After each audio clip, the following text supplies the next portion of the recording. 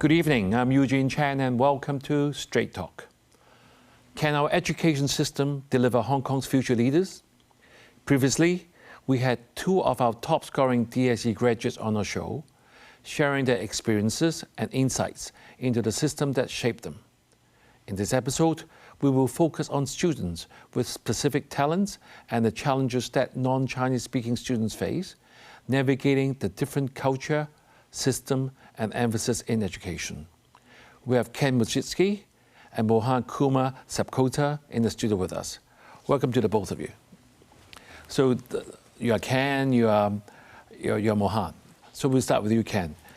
Where are you from originally? My dad is Japanese. Right. So originally we're from Japan, but my mom is Hong Konger, so I'm a mix of Japan and Hong Kong. But you can speak Cantonese quite well. Yeah. Right. So which school did you go to and how do you go with the DSE this year? I'm graduated from ELCHK Lutheran Secondary School, and it's a local school. And I got my DSE result like average, best 5, 8, around 18. Right. And Mohan, where are you from and which school do you go to? So originally, I'm from Nepal, right. And I went to Salesians of Don Bosco Msimu Secondary School in Hong Kong. And my DSE scores are quite decent, I would say, and I think that would put me in a place that I can pursue my desired program in university. Right. Are you happy with the results? I would say yes. I'm not totally happy, but I would say I'm satisfied with my results. Right. And you? I think it's acceptable, but I think I can do better. Right. So in the last episode, I talked to the student and they said this year's exam are harder than before. Do you agree? Yes. I think compared with the past paper we have done before, this time is a bit difficult. Right. And how do you feel the same as well? I do believe the same. And I think this year's maths paper was pretty difficult than the previous years. And for other subjects, I think it was okay. Right. With the result that you've got so far, was it a surprise? Do you do better than you think? I think it's like okay result. Right. Because I should be able to do better in some subject like ICT maybe. Right. And yourself, Mohan? I think I did as predictable. Right. And I would say there's a lot of room for improvement as well. So I think I can do better in my further studies. But in hindsight, what would you have done anything differently given the result today? For example, you thought you would get able to do a bit better. What else would you have done differently?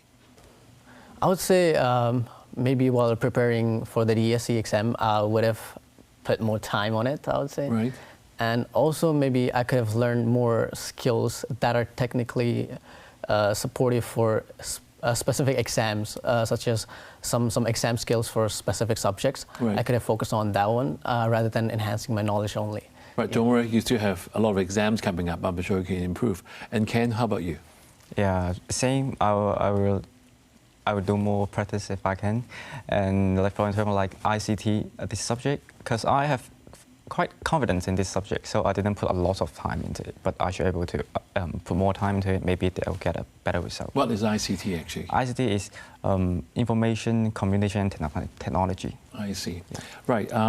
The reason why we invite you to the Ken is I know you have a specific talent in engineering, and I mean for the viewers' interest, you're going to City University to do electrical engineering. Yes. In particular, you are doing a system called the School Nomination Direct Admission Scheme. Yes. So what exactly is that, and how do you get involved in that scheme? The scheme is called CINDUS. So it's designed for students who have some special talent. So each local school can suggest 2 students to 8 of the Hong Kong university, and they can choose 1 subject only and see if the university send them an offer based on their performance and the field they are interested in, and also the interview. Right. So do you think with our CINDUS, would you have been able to get into City U to do electrical engineering? Yes, I already got an offer from CINDUS. Right, so CINDUS does help you to get the offer. Without CINDUS, would you be able to get in? Not really, because the subject I studied in DSE is ICT, Econ, and BAFS, which Right. is not really related to engineering. Right. So it's difficult to get into engineering-related subject of the subject I have chosen. DSE. Right, so that means nowadays the schools in Hong Kong will be able to support the students if they see you have a specific talent, but Yes. you may not have the subject. So they can give you a direct referral or suggestion or nomination to the university. Yes. Right. And Mohan, I mean, you told me earlier that although you were born in Hong Kong, but you have been away, only coming back in Form 3? Form 4. Form 4, so only, what, 2 years in Hong Kong?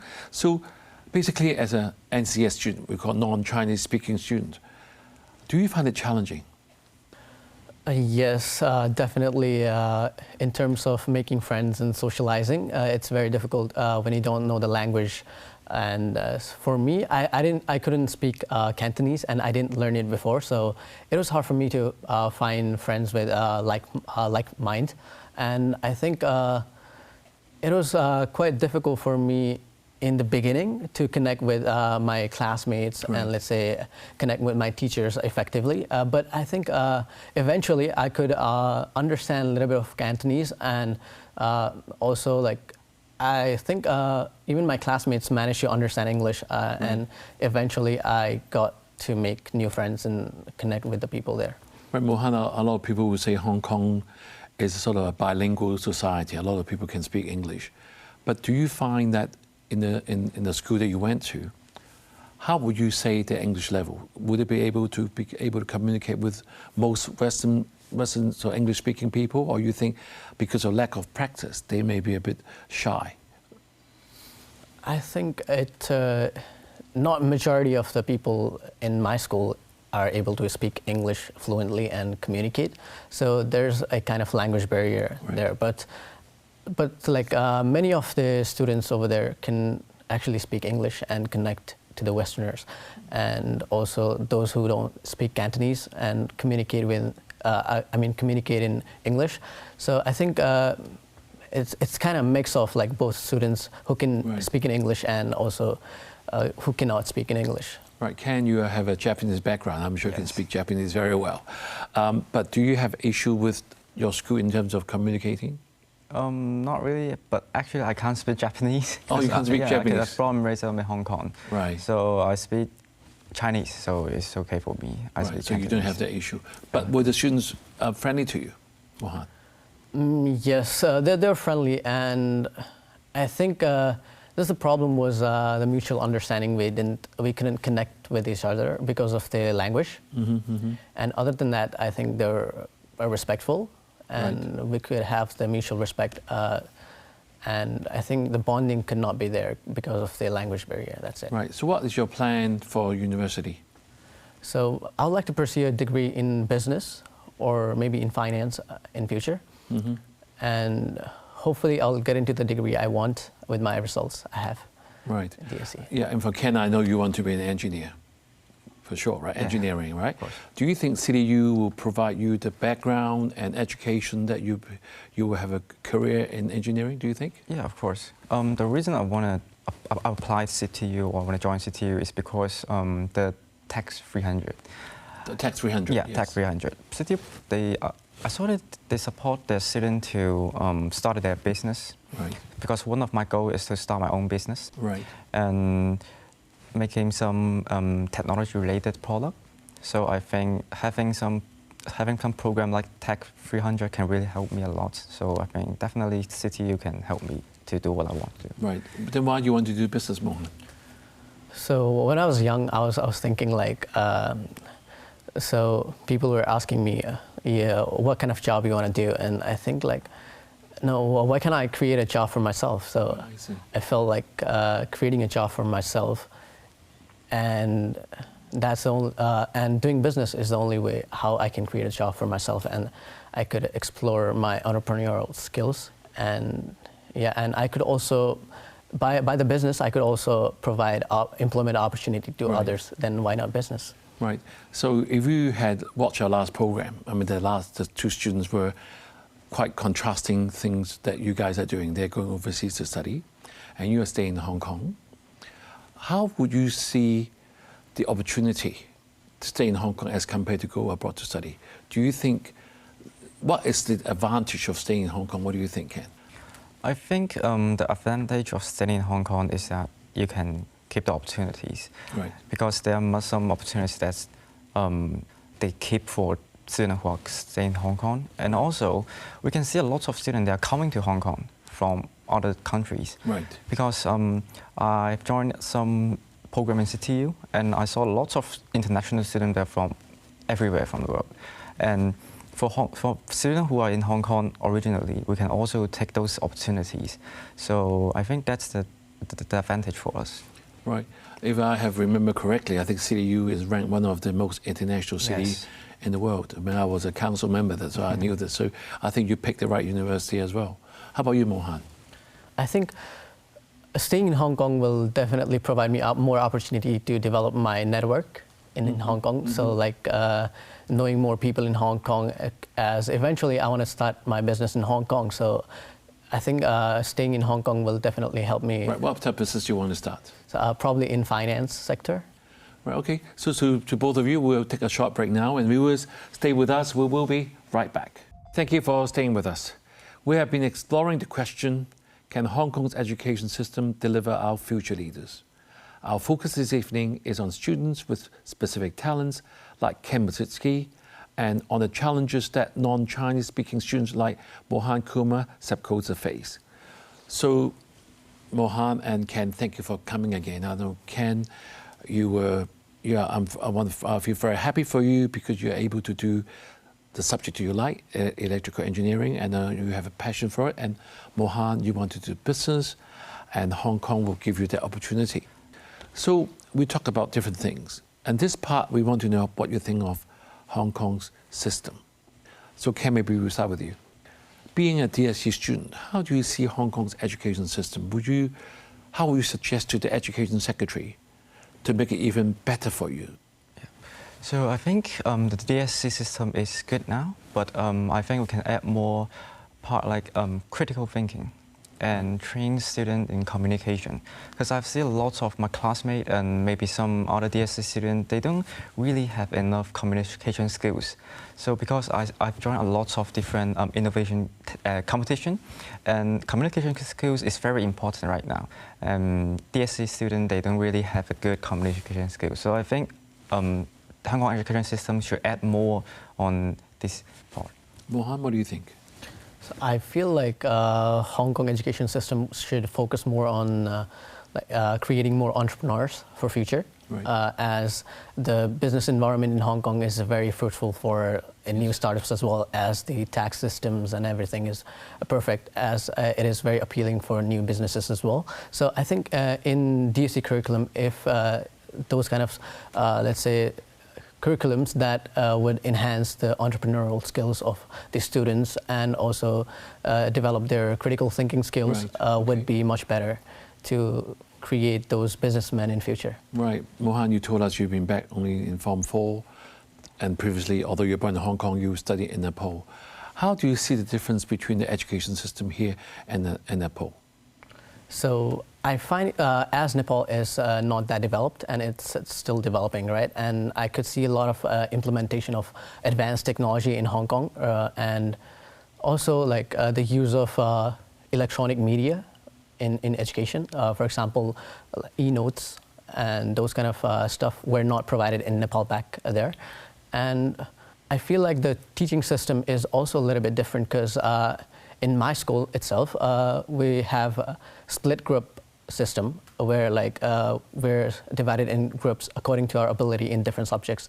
Let's say in Chinese. You mean in Hong Kong, right? Yes, in Hong Kong. So I think that's the good part of Hong Kong education system where like in schools, like they divide students into different groups according to their ability and like which will help them achieve excellence in their specific subjects. So I find that's the difference. Right, Ken. I mean, we have heard what Mohan talk about Nepal, but in Hong Kong, I mean, we have faced a lot of challenges in the last few years. You're brought up in the system. We had the COVID was very disrupting to everybody in business and everything, and recently Hong Kong is going through some challenges economically. You know, a lot of shops have not been able to survive. And as a young person, what do you think of Hong Kong's future going to be? I think Hong Kong have a positive future. Why I say that is because we can see recently Hong Kong government, they spend a lot of money in innovation. Right. And maybe you have heard that government are building their own AI model. And it's good because technology can represent one place is good or not, can design one place become a good place or a bad place. And seeing that the Hong Kong technology growing so fast, so I think the future of Hong Kong will become very good. And you'll be staying here? Yeah, I think so. Right. So Mohan, you have obviously, you have the genes to be a business person. I can feel that. You want to be an entrepreneur. Hong Kong is famous for being an international financial center. Will you see that still continuing in the years to come? How about the challenges from neighboring city? Are you worried? So first of all, I think the competition here in Hong Kong itself is very keen. And I think so opening up with different cities and also like the competition from different cities will be, of course, higher when the economy is growing. And I believe that to cope with those kind of challenges, of course, we need to develop more strategies and plans, and also we need to develop our business according to the environment, which is unforeseeable. And I believe like going to some like a bachelor's degree program in future in business would definitely help me like analyze those kind of situations and develop my business plans according to it to cater. But do you think Hong Kong's international financial center's position will be quite strong in years to come, do you think? I do believe yes, because in recent years we can see COVID hit and like the geopolitical situation overall is not good right now, but I think it's improving, and I do believe in few years Hong Kong will definitely improve, and like also a lot of businesses are attracted to Hong Kong, and they're planning to move to Hong Kong as well. Well, I'm sure there will be the time when you graduate, you'll be just at the it's what we call the upward swing. So Ken, a lot of, I'm sure your friends and your colleagues will always talk to you about going to the mainland, sort of having a more deeper integration with mainland or even the Greater Bay Area. Do you see your friends and yourself going to work there, live there, and develop a career in the GBA? Or you want to stay in Hong Kong? Personally, I want to stay in Hong Kong, but I've saw lots of people, they are planning to go to the GBA because if you talk about technology, like doing chips development, for example, Hong Kong is it's quite impossible for you to do some chip development because you don't have enough place. And you don't have enough talent. But for GBA, they have cheaper place and more talent. So maybe some field, GBA is better than Hong Kong. But of course, some field, Hong Kong is better than GBA. For example, like we have more money. Right. So I think for me personally, I will stay in Hong Kong. Yeah. Right, Mohan, I mean, you're in businesses. I'm going to ask you business questions. Do you see GBA as a potential big market? Or what we call realistic market? I mean, we talk about like over 80 million people. They have a much bigger economy. Shenzhen's doing well. But do you think Hong Kong people can benefit from that successes across the border? Yes, definitely, because more population means more customers, and also the opportunity for businesses to expand. And the way they expand is how like they grab their customers to their business. And I think Greater Bay Area will definitely help the companies expand their customers, and also I think they'll have more opportunities in Greater Bay Areas to attract more, let's say, talented people. And also, let's say, if you're in production line, let's say, the cheaper costs, cheaper labor costs, and rents would definitely be helpful for a growing company. Would you go there as a non-Chinese speaking person to have a career there? So if the language barrier is not a problem, I would definitely go there. But if I really want to go there, I'll definitely learn Chinese first and then enter the market. Right. So let's move on to something you can suggest to the leaders in Hong Kong. I mean, you talk about education system. I'm sure you support the STEAM development. So what resources or support do you think the government should provide for teenagers so that they can be more engaged in the STEAM development? What do you think the government should do? I think we already have enough support. For example, like I've joined a lot of different gift programs Right. or sponsored by government. But there's a big problem is that most of the normal students from normal school, for example, Band 2 school, they don't really know there's some program Right. like gift program assist in the Gift program. Yes, gift program like assist in the education system. So it's very important for government to promote those programs Right. to So every you mean student. that, all these good programs should be better communicated Yes. to the schools? Yes. Right. Moha, being a non-Chinese speaking student, sorry, I have to asking you all the time because you've been through that. What can the Hong Kong system do so that we encourage more non-Chinese speaking students to come to Hong Kong to have education, to have the career, to be entrepreneurial in Hong Kong and the mainland? What should the government do? So first of all, I would say government can introduce some workshops for the students to learn Chinese. And other than that, I think Hong Kong government can also provide the environment where the non-Chinese students can learn in English. It's mandatory for the students to choose a Chinese subject, right? Right. And so other than that, I think if government allows students to learn second language, but that language can be of their choice. I see. That would be much better. Right, you think the language ability should be expanded Yes. in such a way Hong Kong can become more even international. So for both of you, you know that the chief executive is going to deliver his policy address in September. Being a young person, DSE diplomats, what would you say to the chief executive? What would be your wish list? You first, Ken. I would say.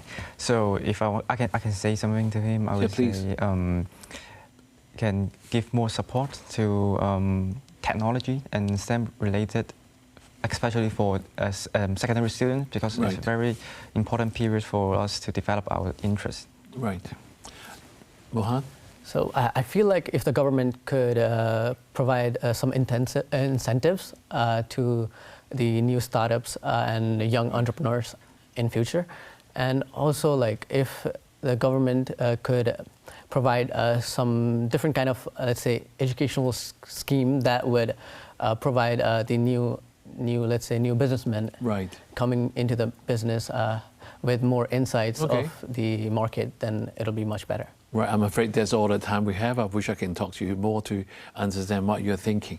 So as we conclude our discussion, I want to express my appreciation to our DSE students this evening, Ken and Mohan, and previously guests like Kelvin and Karen, all top talents and products of Hong Kong education system. We wish you all a very bright future, and certainly Hong Kong success will depend on you. So thank you for joining us on Straight Talk and have a good evening.